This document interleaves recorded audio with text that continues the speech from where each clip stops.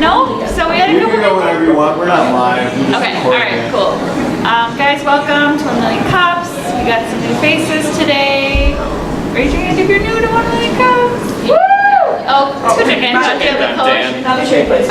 Welcome to other people. So just a little bit, we're kind of supposed to talk about this every week, but the mission of 1 Million Cups is to present, or to connect entrepreneurs with people in the community, to bring them better resources and give them some more exposure. So that's why we're here. The organization is all over the country. There's 163 locations and they're constantly opening more. So we're part of a much larger community. So couple of announcements for Ven Fair, which is part of Badger Startup Summit, which is part of Forward Fest. I am actually still looking for more sponsors than I realized. So if you guys are interested, tables are $250 a piece. You get a 2-hour lunch break networking event where you can have marketing materials there. So it's a good opportunity. So if anybody knows anybody who's interested, please send them my way. We can use this to fundraise for us otherwise. And then we are definitely still looking for people for pitch and replay that same day. It's August 22nd. If you have an early stage startup idea, in the afternoon we need 20 entrepreneurs to pitch to 20 mentors and get feedback immediately, and then you pitch 5 times.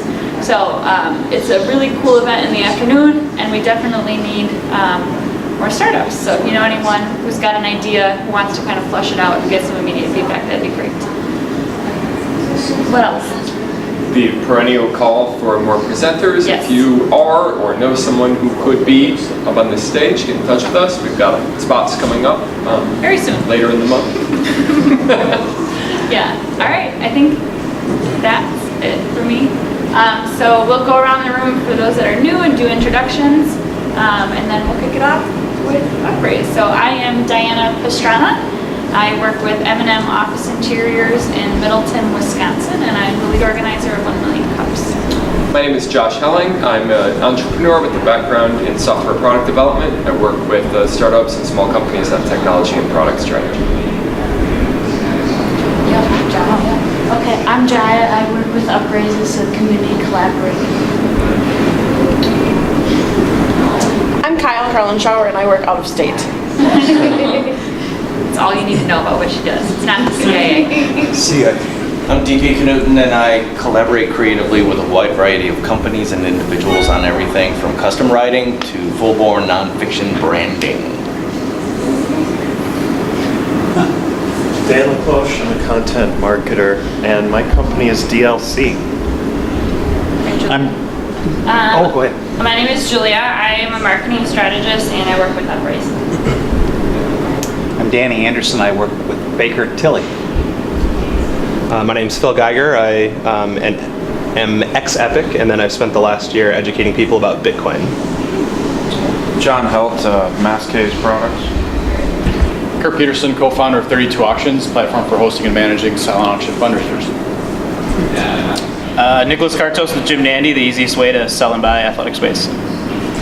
JD Gott with Bronfman Rothschild. I'm James Cademan with Calls on Call, a phone answering service for small businesses, as well as drawing customers business coaching.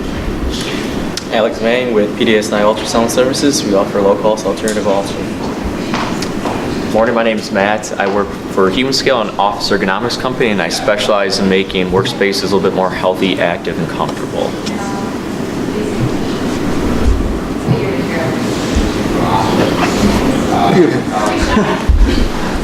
Hi, Matt Kalua, Capital Bank Card. I'm Rex Mangat. I run Murphy.com, hi-fi streaming service out of Middleton. I'm Derek Gebler with Field 59 Town News. We're an online media platform for, we're an online video platform for media companies. Still haven't had enough time. Is it just me? Trezzy? Hi, I'm Trezzy. I'm a software engineering and CTO services consultant.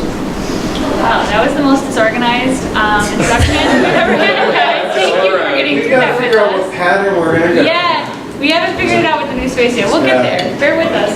But with that, I'll introduce Srinath Pillai with UpRaise Funds. Take it away, Srinath. Hey guys, My name is Shunath Pillai, founder of UpRaise Funds. We help nonprofits raise more for less. What we are is a text-to-give solution. So basically, you use your smartphone to put in a donation. This is an increasingly popular form of donations. It's gone up 205% in the past year. I don't think I have to tell you that pretty much everyone has a smartphone, even your parents, even your grandparents at this point. There are a burgeoning set of text-to-give solutions out there, but what makes us special is that we're just simpler to use and cheaper for the nonprofit or organization. The way that donors can actually use our platform is they text in a keyword representing the organization to what's called a short code 6-digit number. An example of that would just be texting CSW to 444-999 for Community Shares of Wisconsin.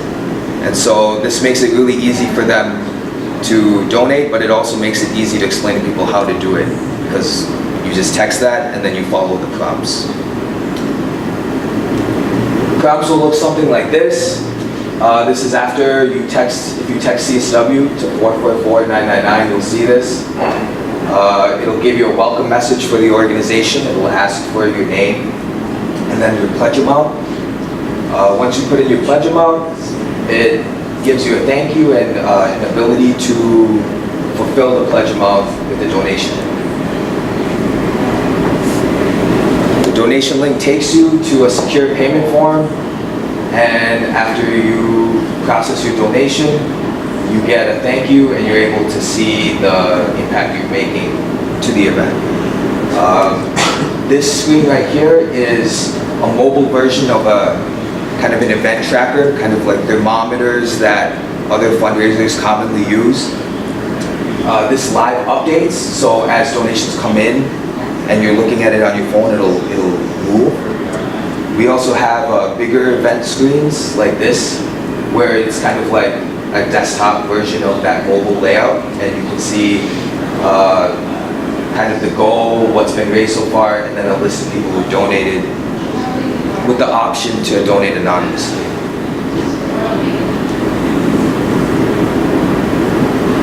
It's also easy for you, not just the donors. So all donors, pledges, and fulfilled donations are in what we call a back office that you can look at during or after your event. And this streamlines the data collection for your donors. Most nonprofits have a bunch of different systems for collecting information. A lot of times when they're collecting donations via check, they're taking in paper forms and constantly manually transcribing those into a donor database, so this kind of centralizes stuff. We capture all of their non-sensitive payment info, and including the billing address, so you can follow up with them. And you can use it either for events or campaigns. A lot of the examples I showed you were for events, but once you have a keyword, that keyword is active pretty much indefinitely. So after your event, you can switch over to, hey, we're doing our 2018 campaign, like donate on an ongoing basis. You can put it in your newsletters or other media. The last main advantage we have is, and basically the reason that I decided to do this is because people are honestly gouging nonprofits for fundraising. It's really expensive to fundraise, and the fees can be misleading.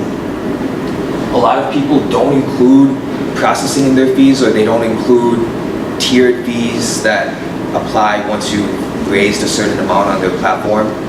So a lot of companies and nonprofits and organizations, they end up actually paying, I say 5 to 8%, but that's a conservative estimate. Some pay upwards of 10 just to raise money for their organization. So 1 out of every $10 you're giving to your organization, they don't even get. That's before administrative costs or anything, just purely on average, between 5 and 8, upwards of 10, they don't even get. For us, platform fees are 3% flat, and that includes credit card processing, because what we do with our processor is we pass on credit card fees to the donator. And because they want the nonprofit to get more of their money, this hasn't deterred very many people at all. So we pass on credit card fees. That way we can only charge 3% flat overall instead of 5 to 8. And yeah, I have no idea why, other than profit margins, probably profit margins. But this is a list of competitors and what they charge. I made it easier for them because they usually don't like to give you like the full picture of what your fees are. They have three different fees listed in 3 different places. So I made it easy for them to just combine them all to one nice number so you can see exactly how much you're charging. And we can definitely follow up with more statistics related to this afterwards or in the Q&A. Now, the main advantages of our product, again, were just that it's much simpler to use than other text-to-give platforms for the donor. It's simpler for you to set up, and it has less fees. But I would say another advantage that we have with Julia and Jaya working with us, as well as me, and with our payment processor, Matt, is that we have a true obsession with service. We really want to work personally with people as much as possible, even if they're not local. And we also are doing this so nonprofits can pay less for their fundraising. So the motive is more provide value and help them raise more than it is maximize our own profit margin. Going for a real value-based model for growth, which goes along with kind of scaling more with account managers and salespeople, more people that are helping the client raise more than just getting us more sales.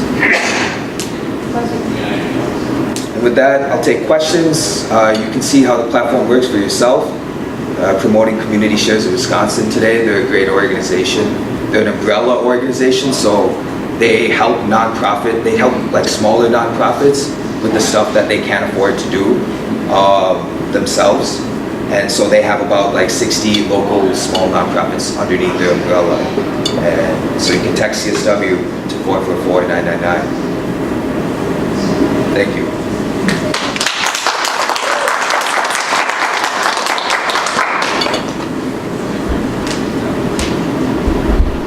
Are people allowed to, do you create a little thing to put on their website or whatever? Are people allowed to donate from their website or through an email, or is it only text?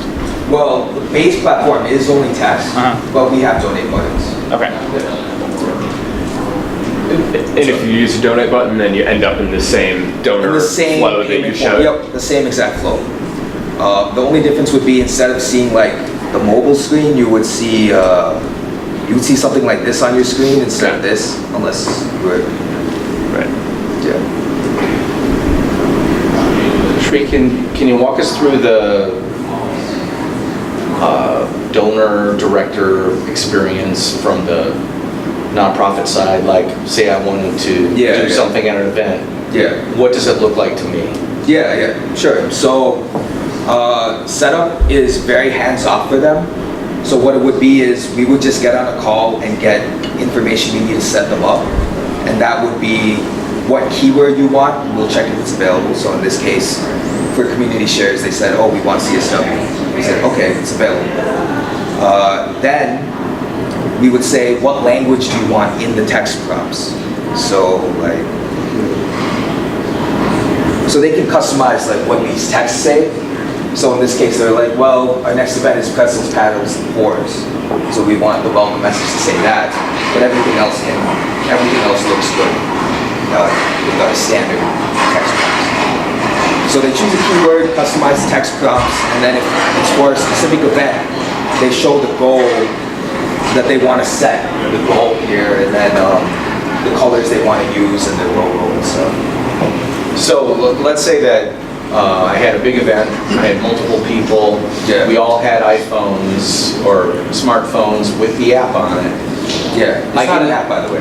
Oh, okay, so it's a... Yeah, so you just text it, you just use your messaging app, you just text. And then this stuff is in a web browser. So right.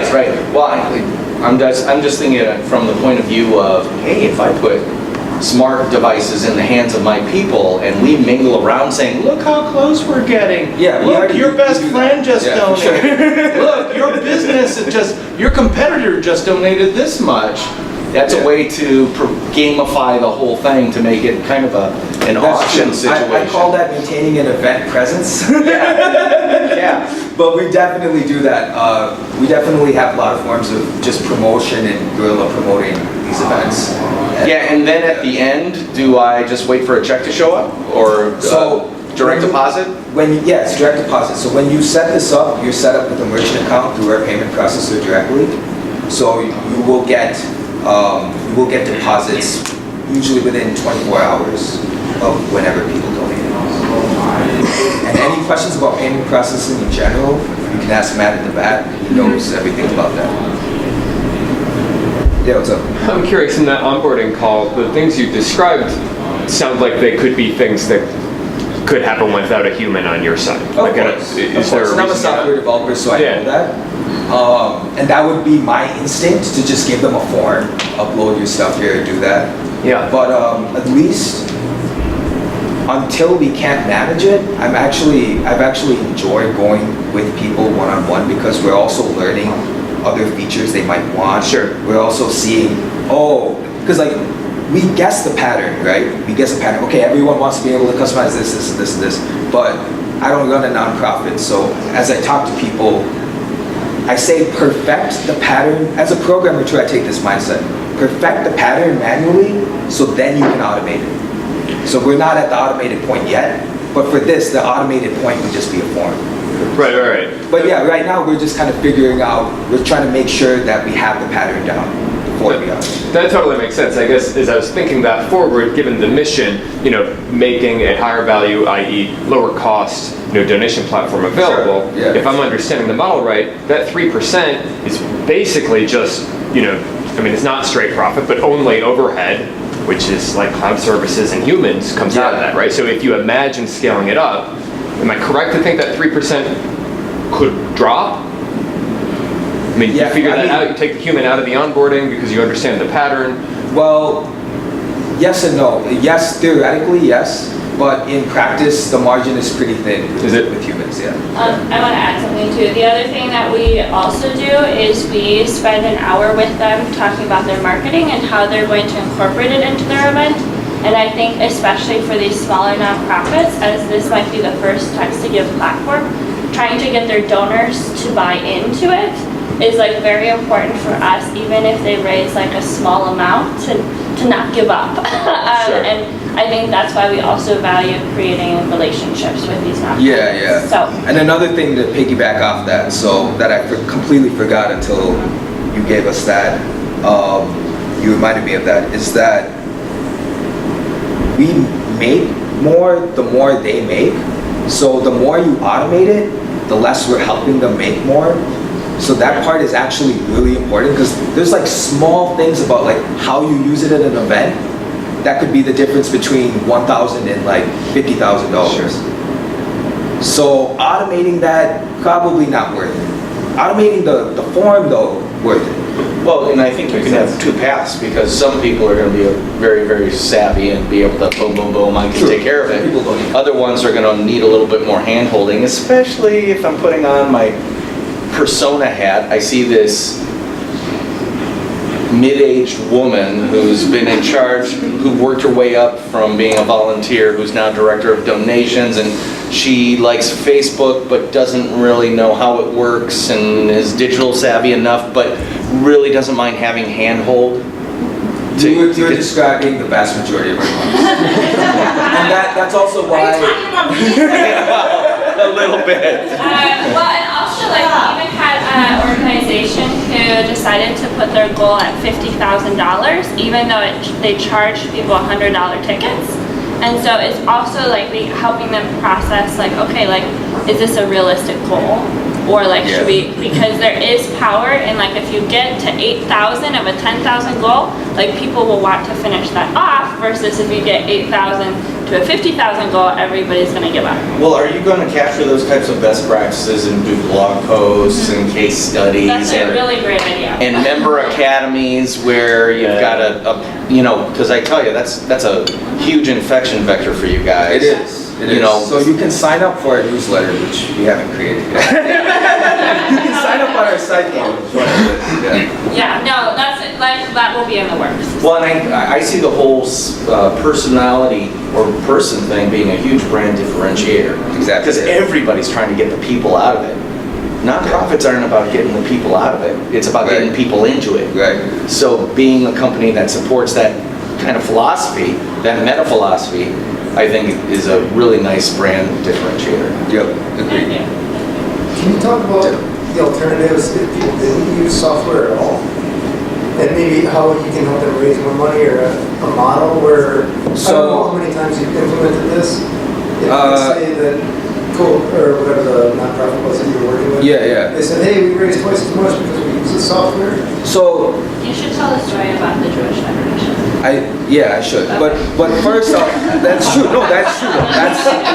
That is what springboarded this entire idea, because this was initially a one-off project for one organization that went so massively well. They basically sent me emails for weeks convincing me to turn this into a thing. But anyways, I think of this as just a tool in their toolkit for fundraising.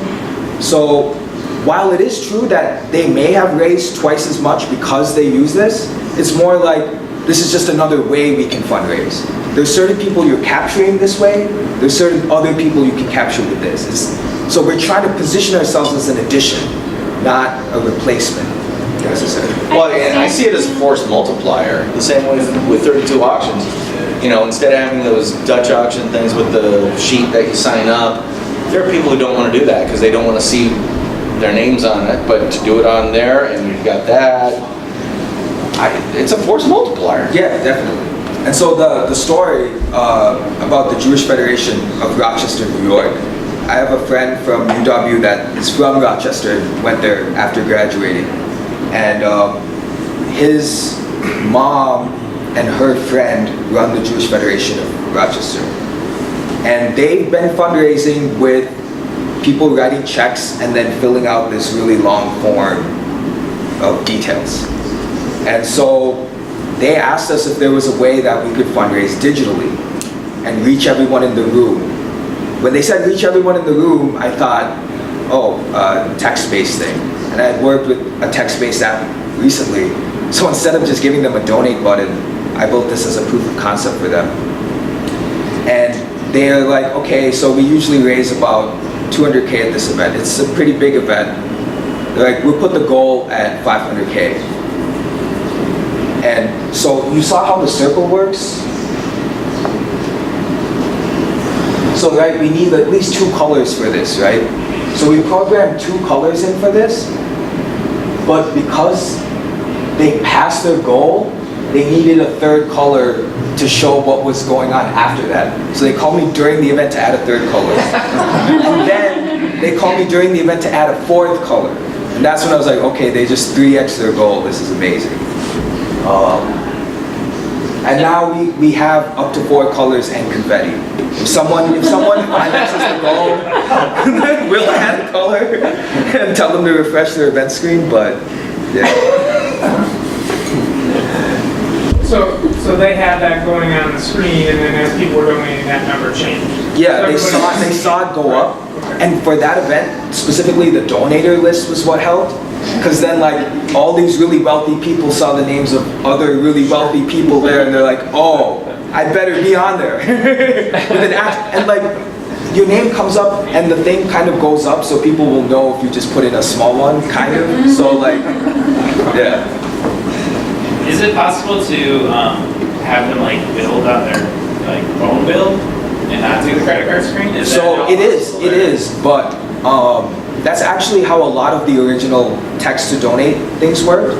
And the feedback I've gotten is that people hate that. Okay. I mean, of course there's differing opinions, but I've gotten a lot of feedback that people generally do not like that. They like this better. But that is definitely an option. I was thinking, We're not going if you for donate $100, it'll save you $3 or $4. it's a little less money if you just get it off your phone bill. Or True, but then it has to get from the phone company to the nonprofit, and then more percent is lost. So the feedback that I've heard on that particular instance is then you have to wait for the next billing cycle. So like all these like text for pledging to like relief funds that need the money immediately, like they do that, it goes to the phone bill and they don't get the money till 30 or 60 days later. So like people started not using those instead. You had a question? Well, you mentioned before people see the credit card fee at the end. Yeah. It doesn't stop them from contributing, it's probably just a little aggravating. At least I find it a little aggravating. True. I wonder why really one does that. Not-for-profit in this case has all kinds of expenses. They have your fee. They have the credit card fee. They have electricity. They don't show those separately. We all know not 100% of my donation is going to the cause. So I just don't know why have people chosen to show an add-on for the.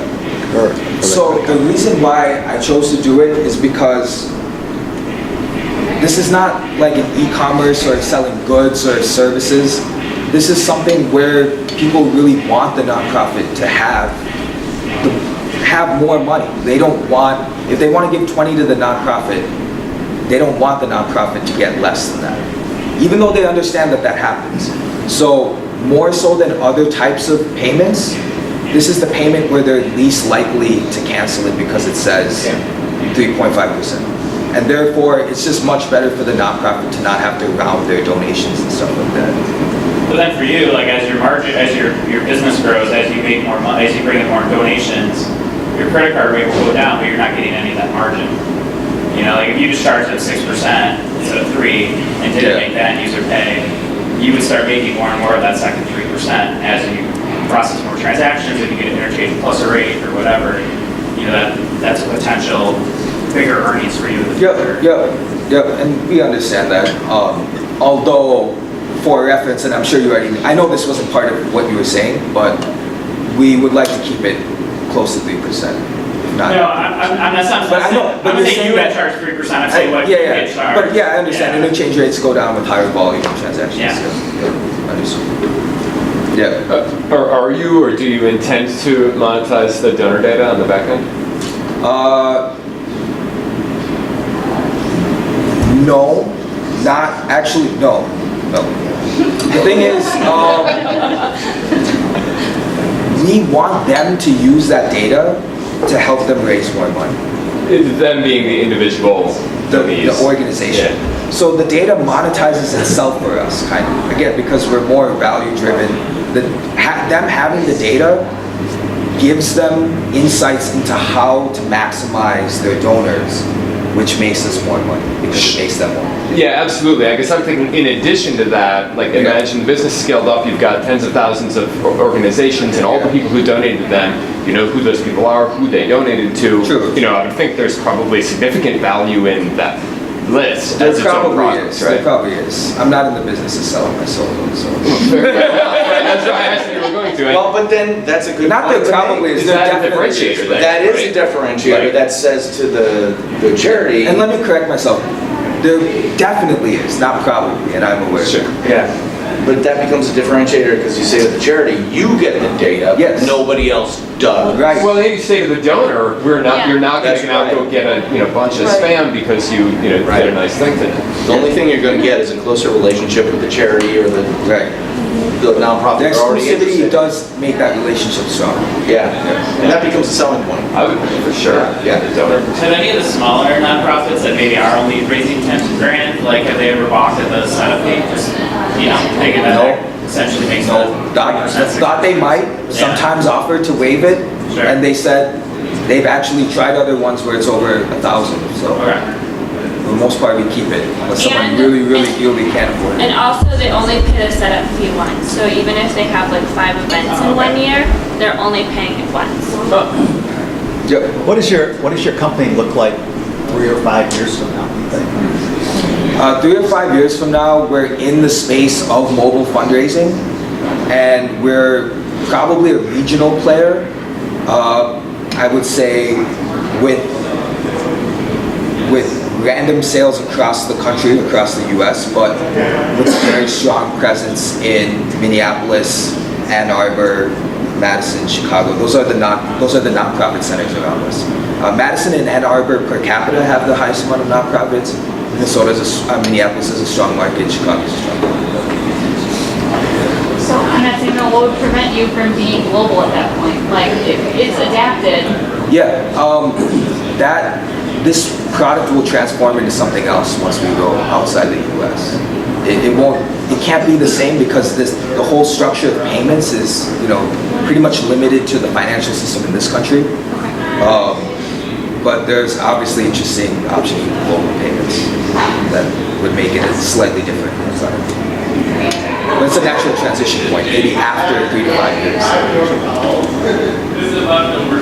Is this white labelable? So let's say United Way wanted to put their branding all over every aspect of it. Is it possible to do that? Yeah, absolutely. And in fact, by default, it almost is white labelable because we actually don't put our information anywhere except in the very bottom, like powered by whatever. So to make it fully white labelable, they couldn't have us remove that. But in terms of like logos and colors and even fonts, we use everything from the client's suggestions.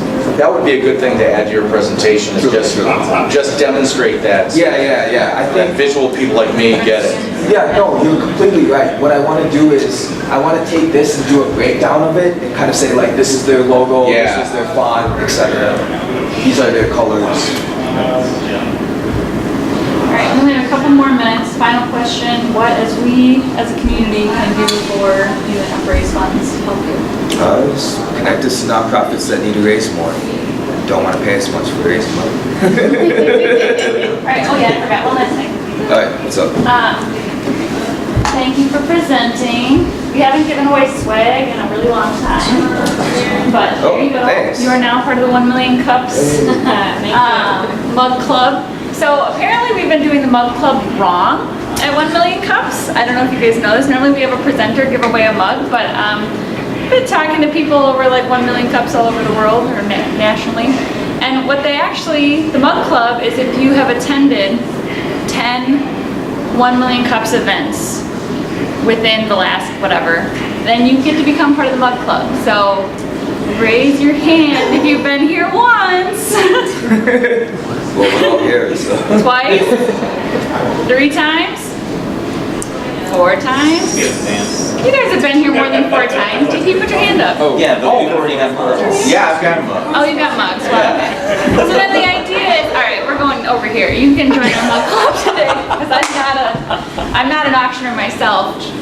But then the idea is that when you join the Mug Club, when you're inducted in the Mug Club, if you could give us a video testimonial, we can use it for marketing purposes later. So thank you, Srinath. Thank you, UpRaise Fund.